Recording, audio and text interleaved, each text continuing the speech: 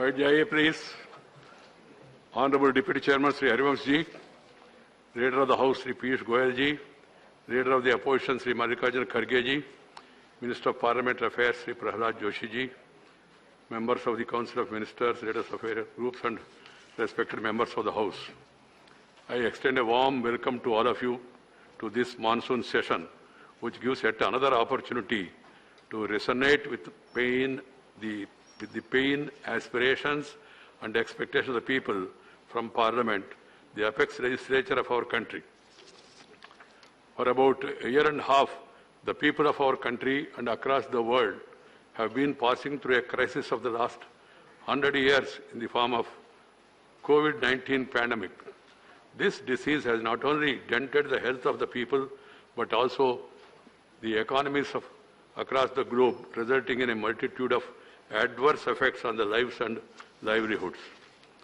People are living amidst unprecedented uncertainty, and there is no certainty about this uncertainty yet.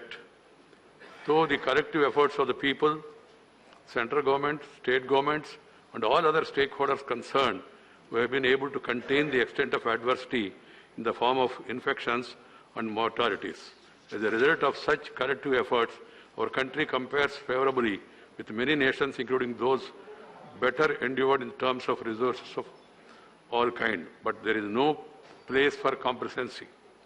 The second wave of the pandemic has tested us severely. The governments and all others concerned had to work overtime to address these bottlenecks in our health infrastructure. Despite our best efforts, a good number of precious lives. I'm coming now to that. You don't allow the chairman to make opening remarks. There is time, you don't worry. Please follow some. The need of the hour is to learn from the experience of the first. I am not going to adjourn the House. There is business still.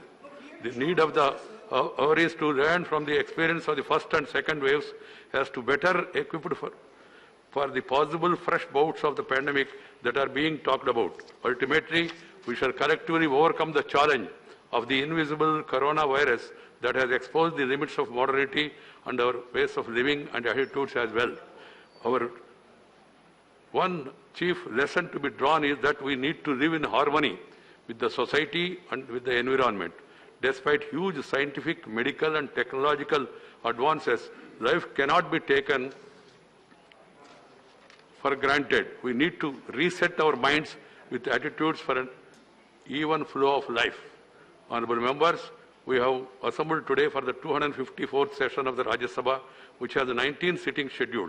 Since the budget session last year, 3 sessions had to be curtailed and the last winter session could not be held. We hope to run through this monsoon session in full. People look up to the Parliament in their quest for meeting their aspirations and alleviating their suffering. They are living under the pandemic-induced stress since last year. This monsoon session, which we hope to be a fuller one, assumes enhanced significance in the context of prevailing situation in the country and the sufferings of the people, further compounded by the possible third wave. Amidst this uncertainty, the Parliament needs to ensure the people of required support of all kinds with the necessary interventions, with the suggestions and with the pointing out the drawbacks, if any, and also the improvements. And all sections of the House need to constructively ponder over the course of events since the outbreak of the pandemic last year through informed discussion on all aspects of the problem. It then logically follows that all of you have to make the best use of this opportunity provided by this monsoon session. We cannot afford to let the people down in their hour of pain and suffering. I appeal to all sections of the House to ensure a meaningful monsoon session that got underway today. What is at stake is the credibility of Parliament and its members. Let us be conscious of immense responsibility cast upon us. The COVID protocol was followed during the last session and will be applicable for this session also. 139 members will be seated in the chambers of the House and 92 in the galleries above. But I could see that nobody is there in the galleries. I think everybody has come to the House. That's not good for you and for the country and for the people. I hope that Rajya Sabha Secretariat circulate the seating arrangement once again so as to facilitate the members to understand what is the arrangement which was there last session and also this session. Like the last time, it is for the parties to decide on seating their respective members. Members shall use their identity card numbers for all required purposes instead of division numbers due to the free seating. No visitors are being allowed to witness the proceedings of the House. Parliamentary papers and reports will not be circulated in physical form to avoid infections. I am happy to inform you that 224 members of Rajya Sabha, accounting for 97% of the total, have taken vaccination, including 207 who have taken both the doses and 17 who took the first jab. Others are still to be vaccinated for medical reasons. I still appeal to all of you to adhere to the norms of COVID-appropriate behavior and lead by example. At the end of the session, should I tell the members to have vaccination? Please don't question the chair. Don't question the chair. I am not allowing you. If you want to disturb the House, it is for you. It is disturbed for you. This is about how many members have been vaccinated. This is the need of the country. Honorable members, there are reviews by the committees. So the committees have done a good work, and I appeal to them to improve upon the good work they have done earlier. The committees in 1993 has been in innovative reform to enable round the financing of the Parliament, functioning of the Parliament. This has proved to be effective, useful.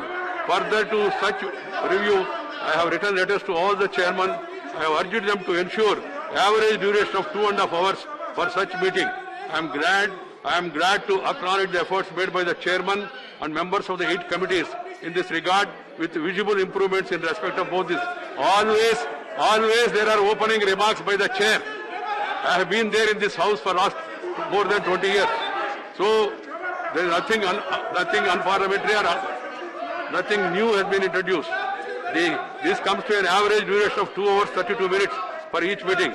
This is the best performance for any reference period during the last 4 years.